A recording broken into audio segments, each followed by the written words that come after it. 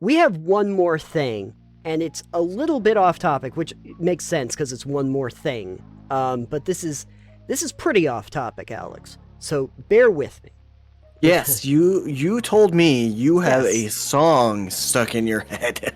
I have a song stuck in my head. Well, I have a few, but there's one particular. I have a lot of songs stuck in my head. Girl All from right, well. Ipanema is still in. The point is, though, so I watched a movie earlier in the month that apparently everyone watched anyway, and it was called Encanto. It was an animated film from Disney, and it was on Disney Plus, which is the reason why everyone watched it. Is that new one with the Yes. Latina? It's set in Colombia, the last century. Colombia, I'm sorry. Yeah, it's set It was in like, Colombia. I think I'd seen some pictures of it. Sure.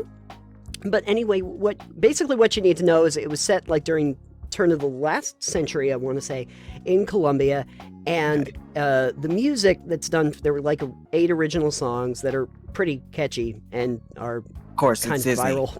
It's Disney. And not only is it Disney, it's Lin-Manuel Miranda that actually wrote all the music, who is Hamilton?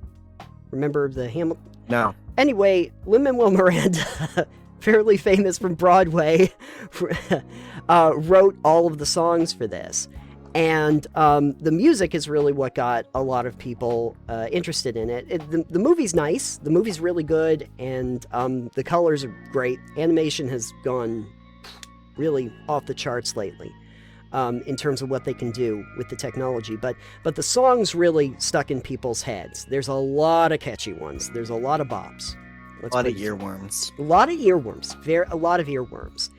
But there was one particular one that seems to have gotten the most attention, like in terms of hit number 4 on the Hot 100 Billboard charts.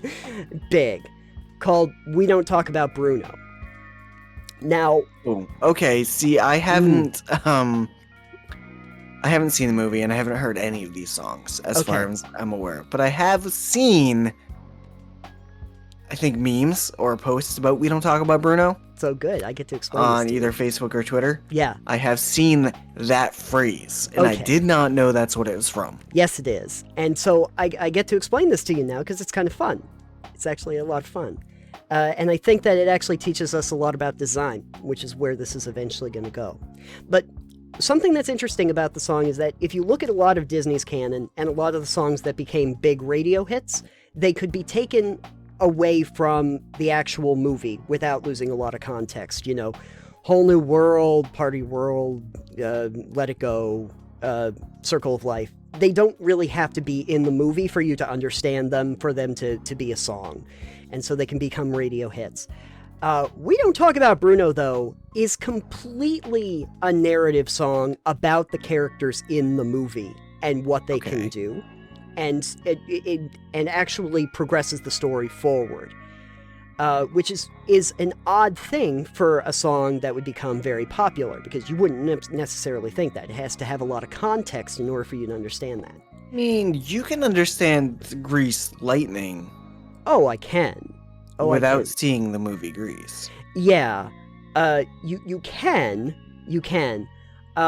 But when I say it's integral to the story, I mean, like, the story progression and the characters and what they can do is all important to the song itself. Okay, well, here's my question for that before you keep going on. Sure. Is it a musical movie? Is it a movie that if you were to see a Broadway adaptation, it would work? Yeah, I think so. Yeah, I think a Broadway adaptation would work. Yes. So I think in that case, a song that has strong character narration works. Because, you know, theater in Broadway typically is very music-based. You can tell a story, and then there are song pieces, but they are narrative song pieces. For instance, the song everyone knows from the movie or Broadway show, Rent. Yes. Yeah, 525,600 minutes. That is sung by the characters in the Broadway show. It is integral to the characters in the Broadway show, but it is also a smash hit. For sure. Because it is just something that you don't actually need to have seen Rent to understand. Right. I would say that, like, one, maybe because it was Miranda that came from a musical background and a lot of the people came from a musical background, Encanto probably does work pretty well as a musical or as a stage production. But what I would say is that if you were to just listen to this song without the context of everything else, you'd probably be a little lost as to what's going on. Because it does have a lot. Like, you'd have to probably listen to the song at the beginning that explains what everybody does to make this make sense. Which is a little hard if you haven't actually listened to it. But here's the thing that's interesting. People were trying to figure out why this was the one that people landed on or had a bigger reaction to, because it kind of came as a surprise for a lot of people. And I think I know why. And so I'm going to explain the structure of the song. That's sure. Yeah. Let's have a music breakdown. Let's have a music breakdown. Yeah, we're doing Song Exploder. The new segment title is Music Breakdown. Music Breakdown. Okay. Not really though. But the episode may be titled "We Don't Talk About Bruno." Yeah, or we got to talk about Bruno. Oh yes, we got to the talk segment about itself, because people will search for that. Oh, they certainly will. But so the context you basically need is that everybody in the Madrigal family has powers except for the lead character, who is Mirabel. Everybody else has gifts. And Bruno was the uncle that basically could see the future. He could prophesy the future and it would happen. So the whole thing about We Don't Talk About Bruno is that one day he disappeared and nobody talks about him except everybody's got to talk about him because he's like the black sheep of the family, and there's, like most families, you got to talk about the guy that we never talk about. So the progression of the story is basically everybody talking about the prophecies that he made about them in each verse. Okay. But the verses are all to the same rhythm, basically, but they work in different ways for each one of those verses. So the first one that you have is more of a duet. It was my wedding day. It was my wedding day. The second one is really rapid, really fast, almost speed rap in terms of how fast the line progression goes. Brutal live in fear, Bruno stuttering or stumbling. I can always hear him sort of muttering and mumbling. The third one is actually done in syncopated rhythm, so it is done off of the beats, not on the beats, for the singing parts.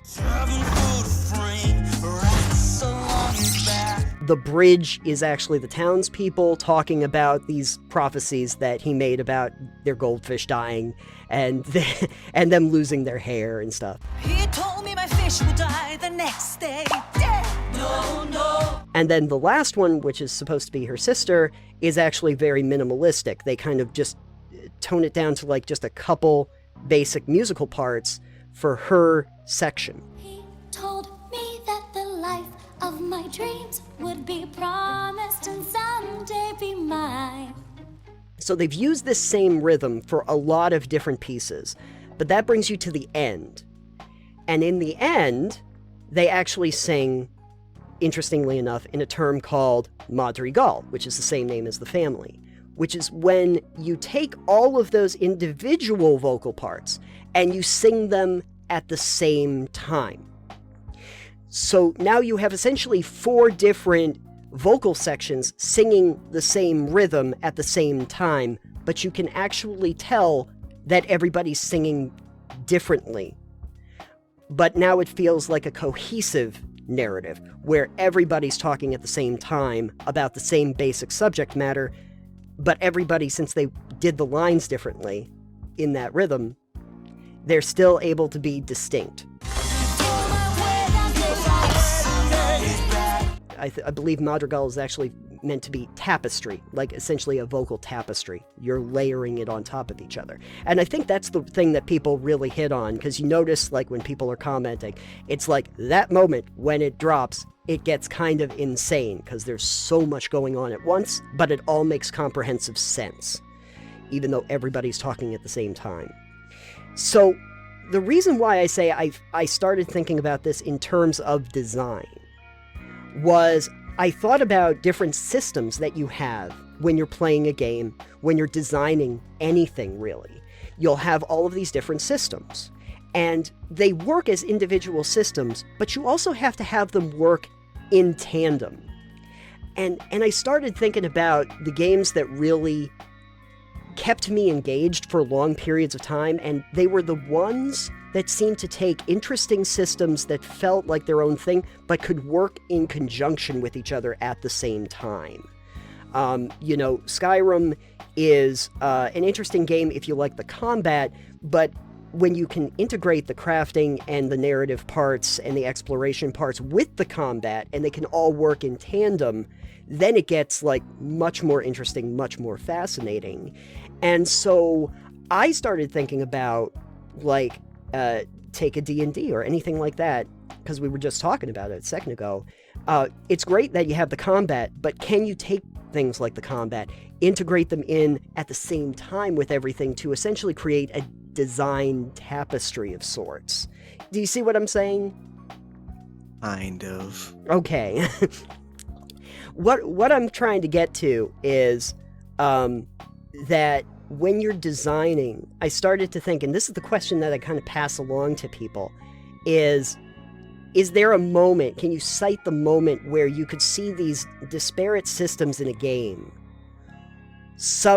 all of a sudden cohesively come together as one thing and work together to enhance the individual parts of that game?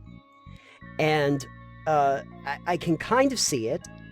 I've seen it in different games where you can do one thing and another thing kind of adds on to it, increases it, brings more value to it, and you can do them at the same time. But I don't know if that's every gamer's experience, if that's every designer's experience to create those systems that work in tandem with each other. Yeah, I think it's a lot easier for video games to get away with that. Because you can also integrate your sound design in with the integral moments, a la, as much as we don't like it, Dark Souls, which some people cite as a rhythm game. Okay, yeah, I can see that. I can see that. Where the beats of the music match up with the beats of the combat for bosses and stuff, which is a really interesting design choice. To be like, all right, well, here are all your sound cues that if you are paying attention, you can see this mash really well together and like seamlessly. I know Austin Horrigan of The Science on Game Theory's channel did a breakdown of that, and he was like, yeah, if you take this and you figure out like the time signature of this boss fight, yeah, it's like it's in 4/4 time, so every time it does the beats like this, you can tell what's going to happen because you're measuring, you're counting beats in your head. You're going with the rhythm of the music, and so is the boss. And it makes those fights a lot easier. So that is, I assume, one of those ideas that you're talking about, having meshed together really well, layered on top of each other, that are just a really neat design choice. As much as I cannot play Dark Souls, and actually am not terrible at knowledge of music from taking 4 years of chorus, that's not how I like to play my games, however, so I'm bad at it. If I wanted to play a rhythm game, I'd play a rhythm game. If I wanted to play... Yeah. But I think in video games it's a little bit harder to layer certain systems together like that. Okay. Yeah, I start thinking about things like, I think platformers are probably a good example of that, I want to say, or maybe Metroidvanias, because there's exploration systems that are in there that also work with the combat, and they're going to start with giving you a few basic components of that, and they're going to start layering on other mechanics as it goes on to access different areas of the world, different mechanics, but then those mechanics can still work in the overarching structure of it. It's not like independent. I think that might be the reason why. Just tell me what you think about that. I think that might be the reason why when you get into like the lock-picking mini games or like the hacking mini games in a lot of games, people feel like it breaks up the whole rhythm because they feel completely devoid from the rest of the game. Like it feels like it's not in, like you've just entered another game completely that doesn't have an integration or is part of, back to that whole thing, part of the tapestry of the game. It's like, okay, we're going to take a respite and go to this completely other corner so that we can do that. It doesn't feel integrated, which might be the reason it takes you out of that experience. But yeah, I'd say Metroids are probably a good version of that.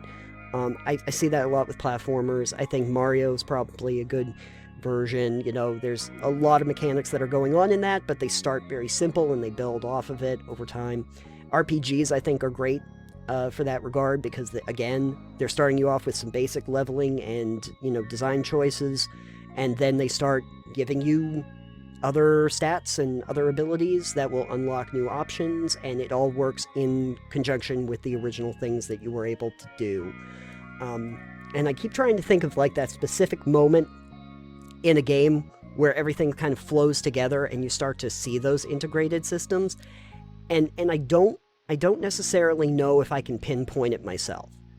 Yeah. Like that one moment where it's like, oh, everything locked together all of a sudden. And now I understand it. I can point to examples like with Borderlands, with both having a leveling system that's going on at the same time as a loot system, and seeing that those kind of feed into each other, stuff like that. But I can't give you an example of like the moment where that all clicked for me, and I was like, oh, I see how everything works together. I think on the tabletop side of things, tabletop board games that aren't specifically RPGs might actually have an easier time layering these systems together to make more comprehensive and more the sum of the parts are equal to more than what they are individually. I think games like maybe Pandemic, for instance. Okay, sure. Where the systems layered upon each other, like, all right, well, everything separately is fine, and you can understand how they work. But once you see them work together, you're like, oh, like once you get that infection, and it's like it hits here, and then it spreads to here, and then those ones burst, and it spreads even more, and you're just like, oh yeah, and you're thinking about that in the context of what you already know your characters are able to do, where everybody is on the map, and realistically how fast you can get to one area or another. Right. So yeah. So as far as tabletop, something like that, where you can just see the cascading effect of these systems playing on top of each other and what they can do, I think that is more along that line as well. Where until they come together, you don't really experience it the same way. Yeah. And once it comes together, it's just the In some ways, I think that's also an important thing to remember when you're adding on mechanics or expansions onto your game.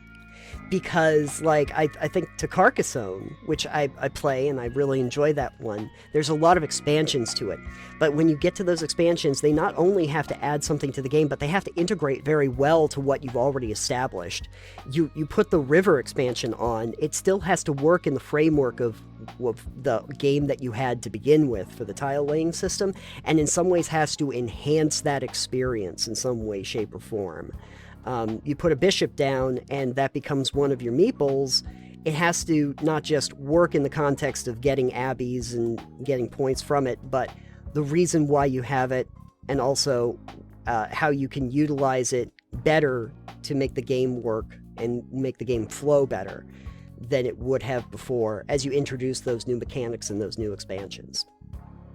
So, but I'm actually interested, I know it's not a crit thing, but I am interested in like what the general consensus, if anyone wants to leave, comments either in the video or over on our Discord about what that moment is, if you can pinpoint one for me about when all those systems seem to integrate together. Because after listening to the song about 20 times, I can't stop. I started to think, there's got to be something I need to take away from this that I was not previously getting. And I started to realize it feels like the design choices for that musical piece speak volumes for something we can take away for design in general. So, very nice. There you go. We're going to have to add a small 5-second clip of the song somewhere in this. Oh yeah, video. And we also ended up talking a lot about Bruno. We did. We did. Is it Bruno Mars? No, it's not Bruno Mars. It's John Damn. Leguizamo, actually. Oh, bullshit. Sorry. Sorry to tell you. Fantasy ruins. Sorry. I know you were looking for your Bruno Mars musical, but unfortunately, we didn't get it. We don't talk about Bruno Mars musicals. No, we don't. Talk about those at all.